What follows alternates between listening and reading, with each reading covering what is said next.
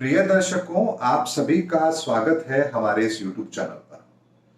दर्शकों, वर्तमान में ब्रह्मांड के अंदर परिस्थितियां कुछ अलग हैं और जिसका इम्पैक्ट भी हमें देखने को अवश्य मिल रहा है।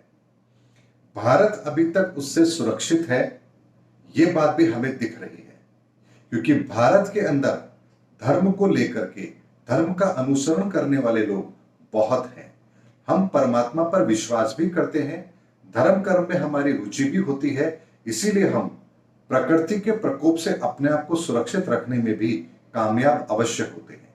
लेकिन उसके विपरीत आप पूरे विश्व के अंदर देखिए, चाइना में बिजली संकट है, अमेरिका के अंदर किस तरह के संकट हैं ये आप देख रहे हैं, कोविड को लेकर के भी, और वहां पर आपूर्ति बाधित हो रही है, जिसके कारण से लोगों को उनकी जरूरत का सामान भी नहीं मिल रहा है।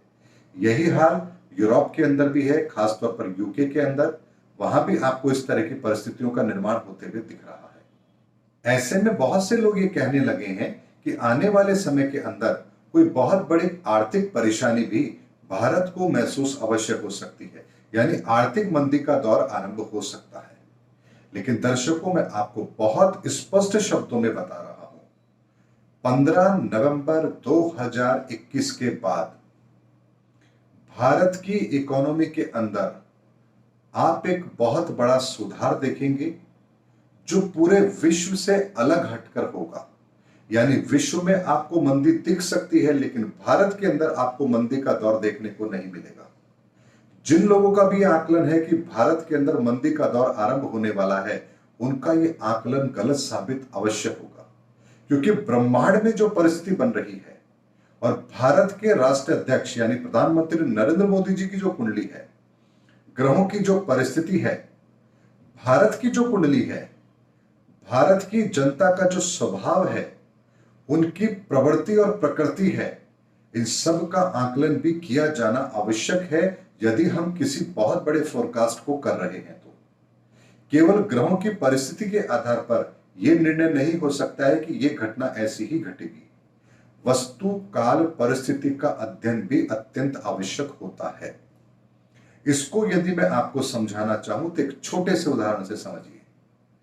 मान लीजिए किसी के दुर्घटना का योग बन रहा है, लेकिन उसकी आदत ही लापरवाही से वाहन चलाने की है, तो आप इस बात का अंदाजा लगाइए कि उसकी दुर्घटना कैसी होगी। लेकिन एक व्यक्ति है जो बहुत ही सावधानी के साथ वाहन चलाता है, ट्रैफिक नियमों का पालन भी करता है, तो हो सकता है दुर्घटना हो, लेकिन वो ऐसी नहीं होगी जिसमें उसे कोई बहुत बड़ा नुकसान हो, क्योंकि पहले से ही वो उन नियमों का पालन कर रहा है जो उस घटना को घटित होने से रोकने के लिए पर्याप्त है। ऐसे में परिस्थितियों का निर्माण होने के बाद भी व्यक्ति को उससे घटित होने वाली परिस्थितियों का प्रभाव कम देखने को मिलेगा।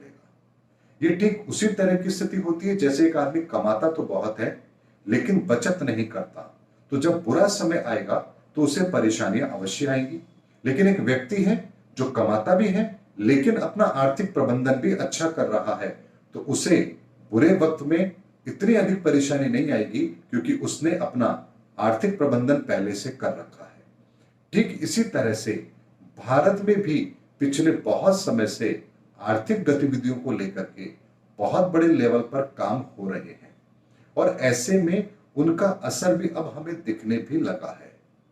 विश्व की परिस्थितियां भारत की परिस्थिति से बिल्कुल इस समय अलग है, और इस सब चीजों को ध्यान में रखते हुए और प्रधानमंत्री नरेंद्र मोदी जी का नवंबर के बाद एक बहुत बड़ा राजयोग आरंभ हो रहा है, इस बात को भी मैं इग्नोर नहीं कर सकता।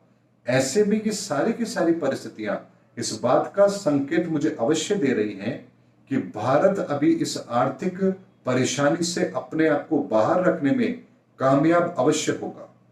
एक और जहां चाइना बिजली संकट से जूझ रहा है, वहीं हम भारत के अंदर अभी तक इस परेशानी को अपने से दूर रखने में कामयाब भी अवश्य हुए हैं। वर्तमान के अंदर यदि आप ग्रहों की परिस्थिति के आधार पर आकलन करें, तो पूरी दुनिया के अंदर कोविड के जो हालात हैं उनको भी हम नियंत्रित करने में कामयाब रहे हैं। लोगों को रोजगार देने के आंकड़े भी कुछ सुधरे हैं, लोगों के अंदर एक संतोष का भाव भी पैदा हुआ है, और सकारात्मक माहौल हिंदुस्तान की जनता ने रखा है, इसीलिए हम बहुत तेजी से इन परिस्थितियों से अपने आप को बाहर भी अवश्य निकाल रहे हैं। इस पूरे घटनाक्रम के अंदर हमको एक बात का ध्यान अवश्य रखना चाहिए दर्शकों, जिस तरह के कोविड के हालात बने हैं, यदि हमारे भारत के वैज्ञानिकों ने टीके नहीं बनाए होते तो आप सोच सकते हैं कि भारत की क्या परिस्थिति होती। मैं कोटि कोटि धन्यवाद देना चाहता हूं भारत के उन वैज्ञानिकों को जिन्होंने समय रहते पूरे विश्व के समकक्ष भारत को उस जगह लाकर खड़ा किया है जहां हम टीकों के अंदर आत्मनिर्भर बने हैं और भारत की जनता को महामारी से बचाने में बहुत हद तक कामयाब रहे हैं। ये अपने आप में इस बात का संकेत है कि ग्रहों की परिस्थिति खराब होने के बाद भी परमात्मा की कृपा अभी भारत पर बनी हुई है। हम सही रास्ते पर हैं, इसीलिए शनि का प्रकोप हम पर उतना नहीं है जितना उन लोगों पर है जो अभी तक भौतिकवादिता की नीति पर चल रहे हैं, विस्तारवादी नीति पर चल रहे हैं, दमन की नीति पर चल रहे हैं। दर्शकों, इसीलिए आने वाले समय के अंदर ग्रहों की परिस्थिति तो मुझे यही संकेत दे रही है कि किसी भी बड़े आर्थिक गिरावट की संभावना मुझे नहीं नजर आ रही है।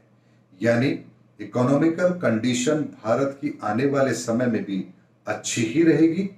इतना जरूर है कि 5 वर्ष के पश्चात जब शनि मेष राशि में प्रवेश करेंगे, उस समय पर पूरा विश्व एक बहुत बड़ी आर्थिक मंदी देखेगा और उस मंदी में भारत भी अछूता नहीं रहेगा। लेकिन यह बहुत आगे की बात है। तब तक मुझे भारत के अंदर किसी भी तरह की कोई आर्थिक गतिविधियां प्रभावित हो, कोई आर्थिक संपन्नता में कमी आए, आर्थिक प्रतिबंध कुछ लगे या हमारी इकोनॉमी को कोई बहुत बड़ा नुकसान हो, ऐसी किसी संभावना को मैं आने वाले भविष्य में नहीं देख रहा हूं 2027 से पहले। दर्शकों, बहुत बड़ी इंफॉर्मेशन है और बहुत से लोग घबरा भी गए हैं लोगों की बातों को सुनकर के कि अब आर्थिक मंदी आने वाली है। इसीलिए मैं आप लोगों के सामने वीडियो बनाकर लेकर आया हूं कि सावधान रहिए, चिंता मत करिए, कोई बड़ी आर्थिक मंदी भारत में नहीं आएगी। इस बात को लेकर के मैं आप लोगों को आश्वस्त जरूर करना चाहता हूं। बस अपने कार्य पर, अपने लक्ष्य पर ध्यान रखिए, भारत की भलाई के लिए कार्य कीजिए, राजनीतिक विरोध को होने दीजिए, जो जैसी राजनीति करता है उसे करने दीजिए, अपने आप को थोड़े समय के लिए राजनीति से दूर कर लीजिए, पार्टी पॉलिटिक्स से दूर कर लीजिए, बीजेपी कांग्रेस इस भावना से अपने आप को थोड़ा सा ऊपर उठा लीजिए और देश हित की भावना को सर्वोपरि रख करके फिर अपने कार्य को कीजिए। अपने मन पर राजनीतिक प्रतिक्रियाओं को हावी मत होने दीजिए, फिर देखिए आर्थिक संपन्नताएं हम अवश्य देखेंगे। उम्मीद करता हूं दर्शकों मेरा वीडियो आपको जरूर पसंद आया होगा। अगले वीडियो में आपसे फिर मुलाकात होगी, तब तक हमारे चैनल पर बने रहिए। जय हिंद, जय भारत।